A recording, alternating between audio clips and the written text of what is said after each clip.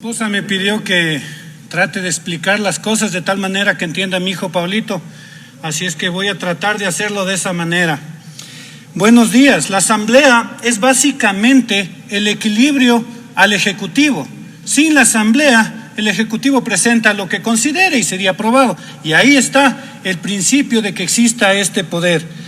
El día de hoy hay dos temas que son importantes y tienen que ver con lo mismo, la censura. Hay gente que no está siendo escuchada y que está muriendo en el fondo de las celdas, de esa gente que usa buzo y gorra, en donde le queman, allá al fondo, en la oscuridad de las cárceles. Hay gente que no está siendo escuchada, familias donde está la persona que lava el carro, que en Bermuda, que no se le escucha porque el gobierno, y no solo sino en general el Estado ecuatoriano, escucha al terno y corbata del Fondo Monetario Internacional. Y esta ley es eso, una escucha al Fondo Monetario Internacional. ¿Por qué? Porque necesita recursos y el fondo le está prestando esos recursos. Entonces, esta es una ley tributaria que de alguna manera lo que hace es cumplir, o no de alguna manera, sino totalmente, lo que hace es cumplir lo que este Fondo Monetario le ha pedido. ¿Qué le ha pedido? Le ha pedido una contribución al patrimonio. No suena mal que sea una contribución al patrimonio desde el $1.000.000, las personas naturales, 5 millones las otras personas. Pero ¿dónde está el problema de esto? El problema está en el detalle es donde se esconde el diablo. Y esta ley, que yo no sé por qué pasó del CAL, visto que tiene demasiados temas, más de 22 temas diferentes, algunos que tienen que ver con lo recaudatorio y otros que no permite que se analice en detalle en esta misma sesión. En mi intervención será muy difícil que pueda hablar de cada uno de esos detalles. ¿Qué más tiene? Tiene impuesto a la renta, tiene un tema del RICE, del RIMPE, del IVA, del ICE, elimina exenciones, elimina deducciones. Todo eso dentro de lo tributario. Pero a más de eso tiene otros temas que yo no sé para qué están. Tema, por ejemplo, de hidrocarburos, que finalmente logró que salga de la comisión, que salga de la ley. Tiene el tema de telecomunicaciones, sistema de calidad, código de la producción e inversiones. Ojo, señores asambleístas, al capítulo de las buenas prácticas. Ojo a ese capítulo. ¿Qué es lo que hace la ley finalmente? Disminuye controles. En general, esta ley disminuye controles y los pone sobre la responsabilidad de funcionarios, y en muchos puntos ese funcionario, dice la ley, dice el proyecto de ley, el funcionario no tendrá responsabilidades sobre lo actuado.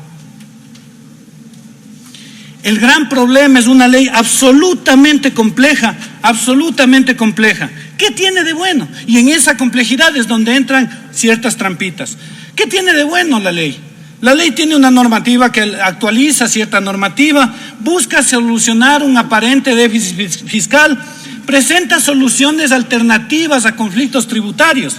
Lo malo es que no pone límites. Es un viva la fiesta. Pongamos un ejemplo. Transacciones tributarias, transacciones con el SRI. Si tú tienes un problema actualmente, o pagas o te vas a juicio. Esta ley propone que puedas transar con el SRI, pero transas sobre todo, sobre los montos, sobre los intereses, sobre las multas, sobre el plazo. Y cuando hay 300 grupos económicos que deben 100 millones, 170 millones, 80 millones, sumando todo, 4.000 millones, esa posibilidad de transar, tal como está en la ley, llevaría a que paguen en vez de 170 millones prácticamente nada. Y encima más, en las transitorias, vemos que luego le dan 2 años más de plazo para que puedan pagar.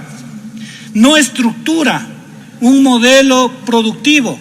En unos casos apoya importación, en otros casos apoya de alguna manera la producción nacional, pero muy poquito. No define los ODS. Ustedes saben, señores asambleístas, no define ODS, los menciona, dice, se hará algo con los ODS, pero ni siquiera define cómo ni cuándo. No integra los territorios en un plan, no integra de ninguna manera, tanto así que el tema de Galápagos ni siquiera se le escucha a la gente de Galápagos, lo cual ya es ilegal. No amplía otra cosa, no tiene esa visión de Estado, de ser honesto con el contribuyente. No busca ampliar la base impositiva de los contribuyentes, disminuye las deducciones. Le decía el ministro de la Producción, deberían aumentar las deducciones. ¿Por qué aumentar las deducciones? Porque si Lorenza ve que el Estado le puede devolver recursos en algún momento, cuando recolecta facturas, ella va a pasar todo el año recolectando facturas y eso formaliza la economía. Si al final del año pudiera recibir unos 50, 100, 200 dólares, porque un Estado honesto, no estoy hablando de este gobierno, hablo en general del modelo de Estado, le devolviera lo que tiene que devolverle. Y una cosa más que tiene esta ley, se nota muchísimo el conflicto de intereses. Si van a pedir, van a regular, legalizar, se regula lo que está irregular, irregular suena a ilegal. Si van a regularizar los dineros que alguien sacó fuera del país, van a regularizar seguramente a quien sacó 100 millones. ¿Quién sacó 100 millones? Y luego en la ley, claro que dice en alguna partecita, dice menos algunos delitos como la administración, delitos de la administración, a lo económico, etcétera. ¿Y dónde está pues el tema de trata de blancas? Acaban de desaparecer 2 niñas en Riobamba, no se diga las incontables de Santa Elena. Y todo eso se puede legalizar con esta ley, todos esos dineros. No habla de los orígenes, sí lo habla en una transitoria, pues que se lo mete en el artículo de la ley.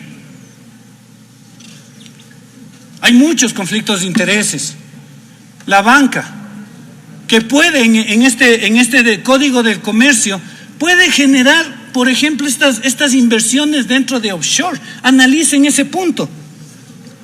Inclusive, para los abogados, hay un principio que se llama antinomia legal, que está en ese artículo, en uno de los problemas es en ese artículo. ¿Qué más tiene?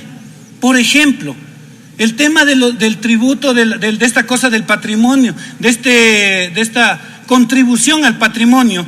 Cuando uno se va a la transitoria número 7, ¿qué encuentra? Ahí dice, los tributos temporales no serán gasto permanente. A ver, tributo temporal es un impuesto y como tal tiene que ser gasto permanente. Y lo que le hace es dejarle en el limbo a ese tributo temporal patrimonial, que quien tiene que pagarlo está esperando que sea para el bien del país. Y no, señor, a través de una cosita que de bajo la línea, unos conceptos técnicos económicos, los lleva a una cuenta del Banco Central, en donde va a permitir, va a financiar las actividades, va a respaldar las actividades de bancos privados. Esta cosa hay que prestarle muchísima atención.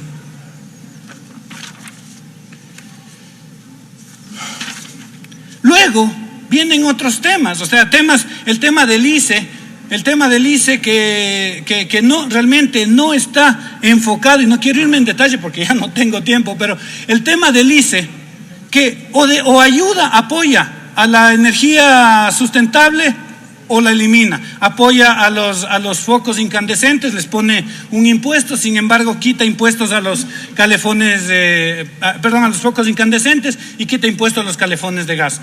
No hay una coherencia, no hay una visión coherente de hacia dónde quiere ir el país. Esta cosa creo que fue medio mal armado y le falta mucho a esta ley, hace falta analizarla mucho.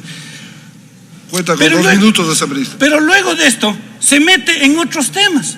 Ley de telecomunicaciones, interesante que por ejemplo le dé un 0,5% de este fondo del 1% de la renta que tiene la ley de telecomunicaciones para que las empresas construyan infraestructura en el área rural.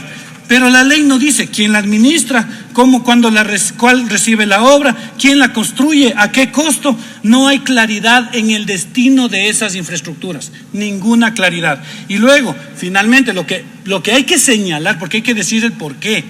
Finalmente, este tema de petróleos busca la inversión extranjera, claro, y está bien, pero con controles. Imagínense que hay un artículo ahí en el cual simplemente dice que los contratos pueden ser cambiados de mano bajo la autoridad pertinente, bajo la autorización del ministro. A menos que, y de bypasses esta ley está llena, a menos que se lo compre o se lo venda en la bolsa de valores. Por lo tanto, en la bolsa de valores, alguien que no tiene la más mínima experiencia en el tema petrolero puede comprarse el contrato y manejarlo, lo cual es muy peligroso cuando estamos hablando de un recurso que daña mucho al ambiente en su explotación y que además ya nos queda bastante poco a nosotros como país.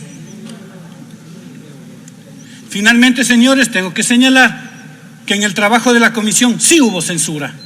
Sí hubo censura. Y esta censura se dio debido a que las 2 semanas en las cuales escuchamos a más de 70 personas, se fueron definiendo pautas para el informe final y el último día se decidió que iba el informe prácticamente como lo envió el Ejecutivo. Y es más, cuando ya se redactó el informe, el cual no lo pudimos leer porque la votación se dio 3 minutos después de que nos hayan mandado el informe al DTS, cuando ya se leyó el informe, en la noche nos mandan un informe para que lo firmemos electrónicamente y no tenía nada que ver con lo que se discutió durante estas 2 semanas en la comisión. Al punto que inclusive los nombres míos fueron cambiados, al menos eso, en una fe de ratos. Esta censura no debe pasar en la comisión y espero y le invito a los miembros de esta comisión y a quienes estén. Agradecemos su intervención, asambleísta. Revisen y tengan cuidado en que en el segundo debate las cosas se hagan en democracia y sin censura. Gracias, señor presidente.